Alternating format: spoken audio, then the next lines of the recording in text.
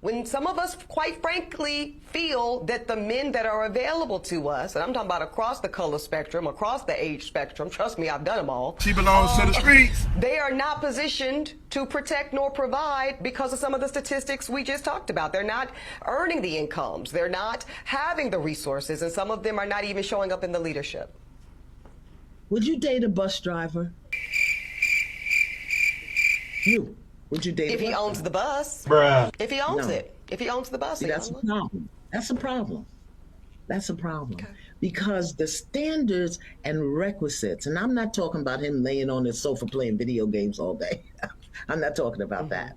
But the standards and the criteria that we use to measure men is off for who we are as women and who they are in this society. What's going on YouTube? Is your boy Rome back with another video. If you're new to the platform, welcome to the tribe. By the end of this video, I hope you subscribe.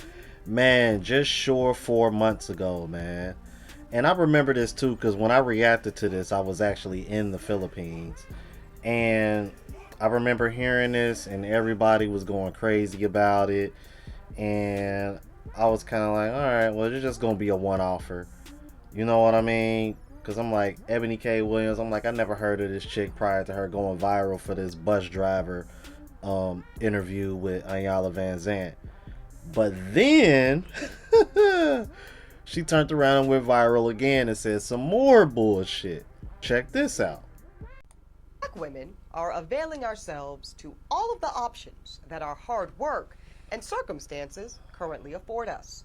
And that means that single motherhood by choice is going to be an option that more and more black women consider and even exercise. So anybody that's in their feelings about that can go ahead and start to process right now.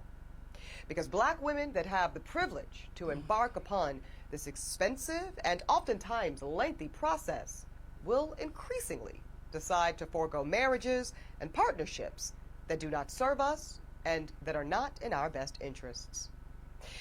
And now that bypassing those insufficient relationships does not have to come at the expense of motherhood, well, frankly, it's a whole new world. A world in which black women are no longer subject to the desperation of being chose, because now we get to do the choosing.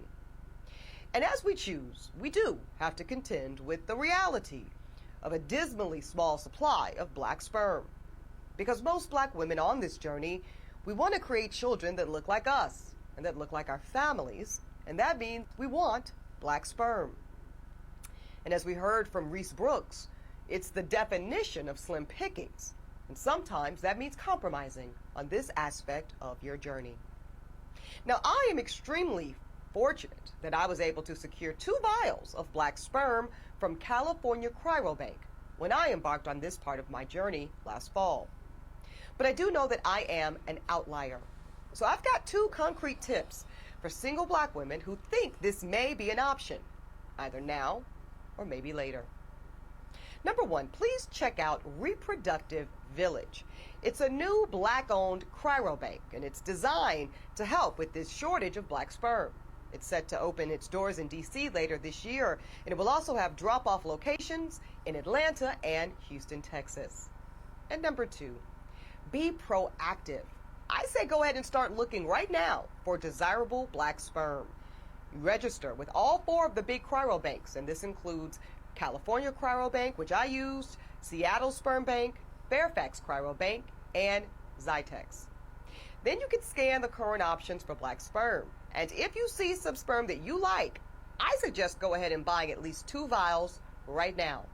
Even if you do not intend to use them anytime soon, trust me, it's better to have them than to be without them when the time comes. And listen, if you never need them for whatever reason, what a wonderful gift to give to a friend or a sorority sister in need. And also, most of those banks, they allow you to resell the sperm back to the bank itself. Listen, I know that many are going to question or even indict the decision that I and many other black women are making to become single mothers by choice. You lose. And yeah, so then this was like a couple months ago. So she started pushing this. All right. So now you fast forward to today. And now this is what everybody is like the feeds are blowing up about this.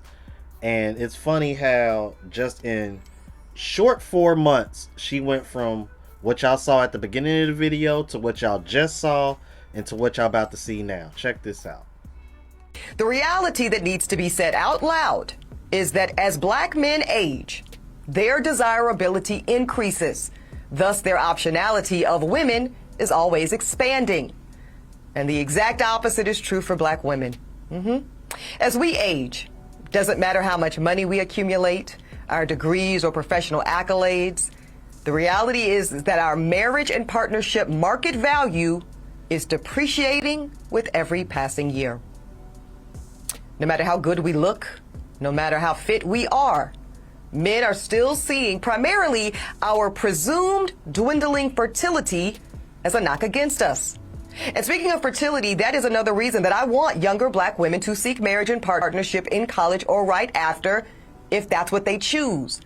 And I want to stop it right there, all right? Because I've said this, Kevin Samuels has said this, many people in this other space have said this, but what was even more interesting was to see that Medium Man covered this as well.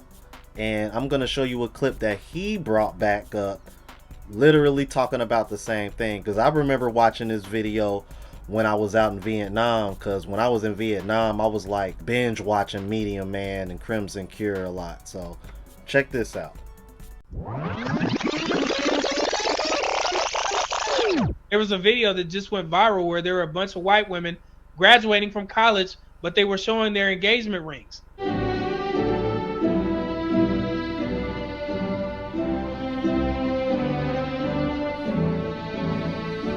And I'm like, well, why don't our women pair up with these athletes or these guys that are going to be in the STEM field while you're in college? Because I'm telling you now, young women, it's not going to be too many places where you're going to get that many potentially successful men in one place.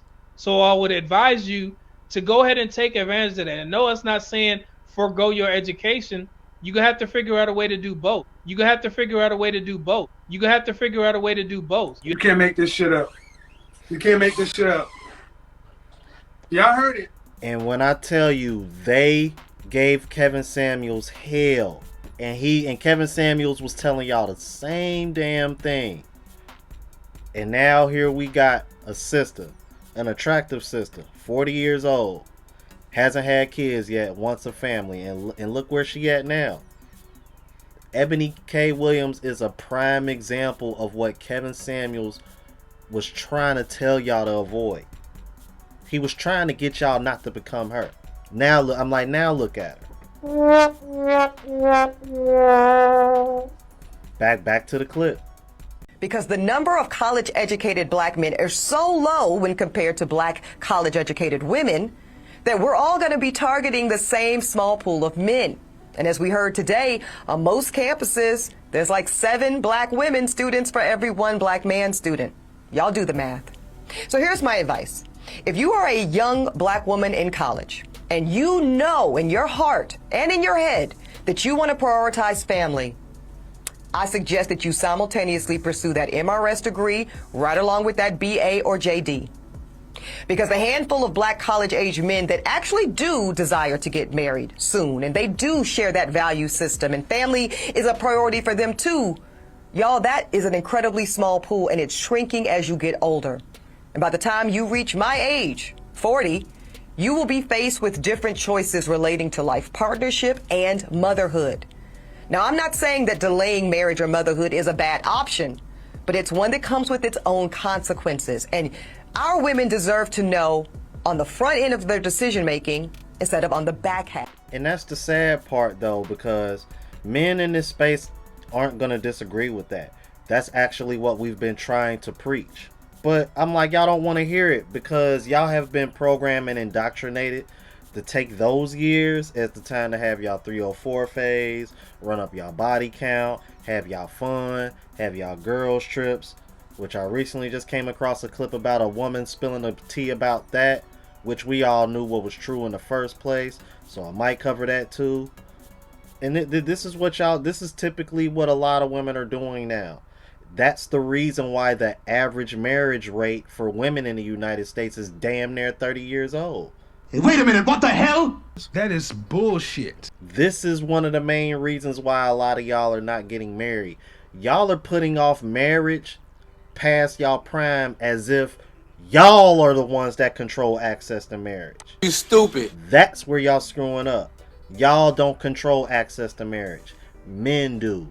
Therefore, when we tell y'all we want to marry women within this age range and y'all go against that, then guess what? That man can decide whether or not he wants to deal with you or not. Simple. But it's just so funny to see her change her tune now. Crazy, bruh. Ooh, man. Y'all let me know what y'all thought about this, man. If you're new to the platform, please subscribe. OGs, I appreciate the love and support. Make sure y'all hitting that bell notification. That way y'all know when I'm uploading. Hit the like button because it helps with the algorithm. It helps me reach a broader audience. Also, look out for the travel vlog channel, Unplugged Traveler. Link is in the description and pinned in the comments. Also, look out for the music, Lost Music Volume 2. Link is in the description, as well as my latest mixtape, spreadshot.com. And till the next video, y'all. Deuces.